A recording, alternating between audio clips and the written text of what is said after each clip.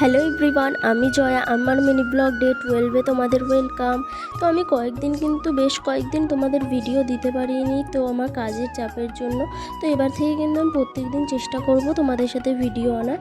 তো দেখো আমি সকালে কিন্তু আজকের সকালের ওয়েদারটা কিন্তু খুবই সুন্দর ছিল, তাই জন্য আমি একটু ছাদে গিয়ে দেখো আকাশটা দেখছিলাম, কি সুন্দর মেঘগুলো যাচ্ছে।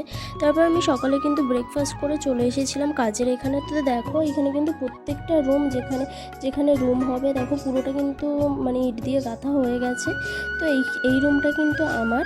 তো এখানে বাথরুমটাও দেখো প্রায় হয়ে গেছে কিন্তু। আর এটা যেটা আমি দেখাচ্ছি এটা কিন্তু আমার রুম।